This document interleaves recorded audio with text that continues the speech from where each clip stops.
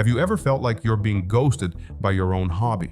Not ignored, not disagreed with, but quietly erased? You spent decades supporting a studio. You bought the collector's editions when they still came in real boxes.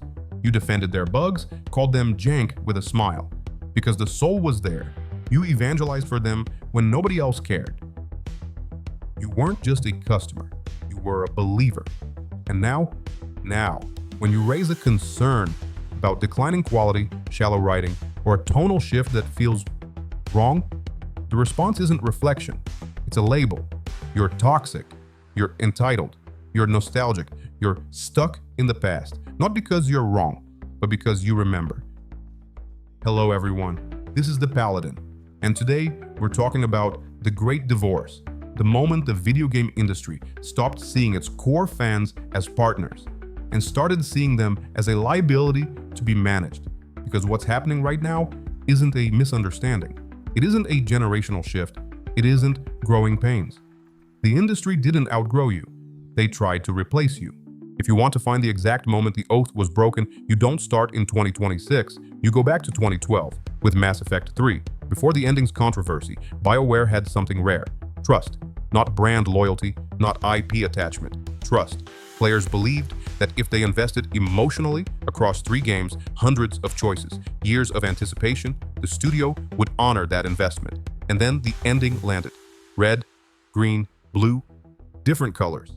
Same outcome, same nihilism, same dismissal. And what happened next is crucial. Fans didn't riot, they didn't boycott, they didn't harass, they organized, they raised money for charity, they sent cupcakes to BioWare, they wrote essays, they asked politely for the ending they were promised. And the industry panicked, because this was the moment publishers realized something dangerous. The audience still believed the promise mattered. So instead of addressing the criticism, the media reframed it. Suddenly, this wasn't about artistic failure, it was about entitlement. This was the birth of the entitled gamer narrative. A narrative that said caring too much is a flaw, that expectation is abuse, and that emotional investment is manipulation. From this point forward, quality complaints became moral failings, and once criticism is immoral, it no longer needs to be answered. And this is where the real shift happened, because once you label criticism as toxicity, you gain something priceless: immunity. If the product fails, it's not the writing. If the gameplay is shallow, it's not the design. If the world feels empty, it's not the vision, it's the audience. This is how Toxicity became the industry's bulletproof vest. You don't have to fix the problem if you can delegitimize the person pointing at it. And over time, this strategy hardened into a doctrine. Every criticism could be dismissed. Every failure could be externalized. Every loss could be reframed as a culture war victory. The industry learned they could fire the audience instead of fixing the game. Fast forward to today, look at Bethesda. Look at Starfield. Players didn't say, "This game is unplayable." They said something worse. It's empty. Procedural worlds, flat exploration, weightless discovery. And how did Bethesda respond? Not with introspection, not with humility, but with gaslighting. They told players that astronauts weren't bored on the moon. Think about that. The old Bethesda built worlds to serve imagination. The new Bethesda builds systems to satisfy metrics. And if you're bored, that's not bad design. That's your fault. You're playing it wrong. You're expecting too much. You're remembering something they'd rather you forget. This is no longer a studio chasing wonder. It's a studio chasing compliance. So why did this happen? Why would an industry willingly alienate the very people who made it successful? Because the fan was replaced by the consultant, by the shareholder, by the ESG checklist.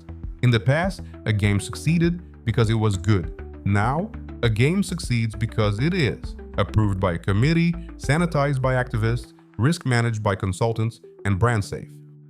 Studios now hire sensitivity readers and DEI consultancies, not to improve storytelling, but to eliminate liability.